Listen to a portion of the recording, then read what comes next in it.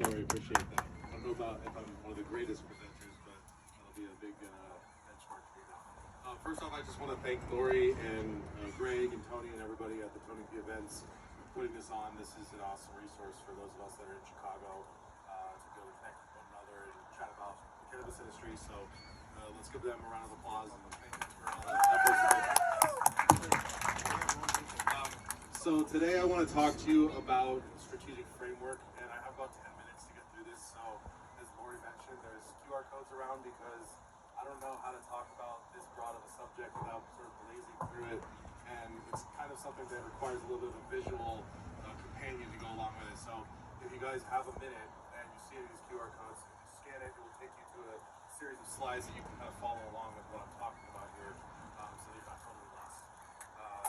It will also give you something that you can go home with later to do the exercises, because I really believe that setting up a strategic framework is a critical part of running a good business, and so many companies in cannabis just don't do it. So, definitely recommend it if you haven't already taken a look. So, first question is, what is a strategic framework?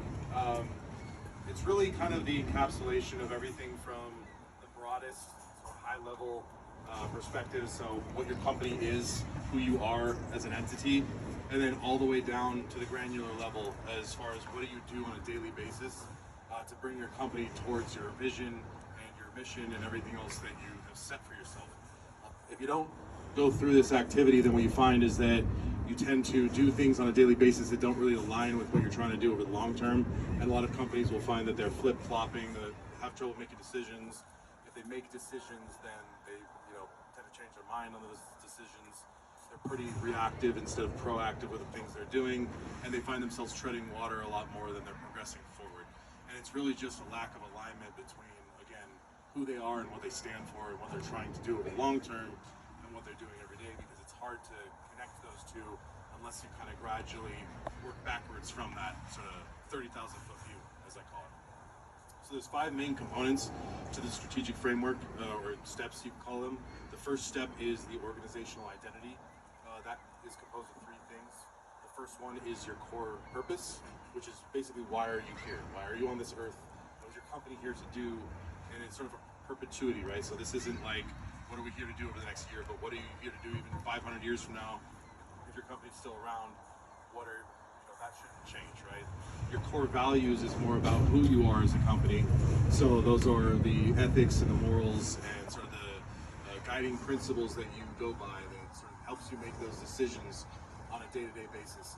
What I've found is if you don't have core values and you haven't defined those, that's when you have trouble making good decisions, because if you know what your values are, as long as the decision aligns with those values, then you know you've made the right decision. So setting those 2 things followed by your vision, which you can kind of think of like a horizon or a carrot on a stick. So it's not a destination that you'll reach, but it's something that you're constantly striving for in a specific direction that your whole company can get behind to make sure that you're moving forward on a specific path.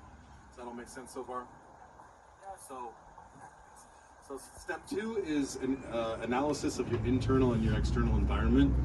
This is really important to get to the more granular levels, because if you don't understand the world that you're operating in or the characteristics and sort of personality of your own company, then it prevents you from strategizing and prioritizing what you need to be working on and focusing on. So there's a couple different analyses that you can use. One's called PESTLE. That's more of an external analysis. It stands for political, economic, social, technological, legal, and environmental. And it's really just the different factors that are in the world that you're operating in that are out of your control. But just because they're out of your control doesn't mean that they don't impact you, especially in this industry, right? Because things like the regulatory environment, if you do stuff internationally, like if you're not from the US obviously, but you're in Canada or if you're in hemp or something, understanding the relationships between countries can have impact and sort of determine where you're going to spend your time and your energy. Then you've got a SWOT analysis. A lot of people know about that. That's your strengths, weaknesses, opportunities, and threats. I actually like to take that a step further with what's called a TOWS matrix, where you take your strengths and your weaknesses and you pair them up with the opportunities and threats. Because if you look at them in isolation, you're really not getting a lot of value out of it. Once you start to pair them up, it helps you sort of figure out where you want to prioritize your time. Because, for example, If you have a strength that's aligned with an opportunity, that's going to be a huge competitive advantage and probably worth pursuing up front. Similarly, if you have a weakness and that's paired up with a threat, that could be an enormous issue that could spell the end of your company, right? So knowing what those priorities are then allows you to figure out what your mission is. So we've talked about your values and your purpose. Those are in perpetuity, those don't change. Your vision maybe changes once every 100 years, which for most companies that's the same thing as perpetuity.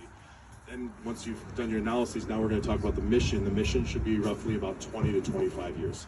So this is a huge, ambitious goal that gets your whole company excited and gets them up in the morning, right? So when we were at Shrine Group, we wanted to revolutionize the vape world in California. And that was kind of like the thing that we rallied around and that Steezy was based on, right? And obviously that helped us, provide us direction that we could go in, even when we were going through challenges and everything else. You've also got a philosophy. So your philosophy, you can kind of think of like your success recipe. It's not specifics like at the tactical level, but it's more like rules of thumb that you operate by that help you achieve this 20 to 25 year mission, we'll call it, right? And then you've got your goal, your strategic goal, and it's one goal, it's not goals. So your goal is the one goal, what's called a 5-year goal that your whole company is focused on, and it's basically a component of that 20 to 25 year mission. So you've got a 25-year mission, and you break that down into 5 pieces, then the first one, the second one, the third one, so on and so forth, right, as it takes you to your mission. Moving on, step 4, you've got what are called OKRs. That stands for objectives and key results. So now that we're in objectives, objectives can be numerous. You can have them at a department level, team level, or even an individual level. I like to break these down by year, but then the key results I break down by quarter. And what a key result is it's basically a target that you need to meet in order to achieve whatever that objective is. I'll give you an example. Let's say you're racing a race car on a track, right? And in order to not get disqualified, you have to stay on the track. So one key result for winning the race would be staying on the track, right? Because even if you win the race, if you go off the track, you're disqualified. You can't possibly see success that way. So business is similar. There's certain things that are sort of criteria of requirement for you to see success. You want to identify what those are and establish metrics that you can measure your performance against to make sure that you're on track with those key results. And then you're just going to progressively complete those objectives, which are then going to flow up to your goal, which are then going to flow up to your mission. You see what we're doing here? We're breaking these down into more digestible pieces, which are going to help you figure out what you do on that daily basis in order to get to that long-term goal.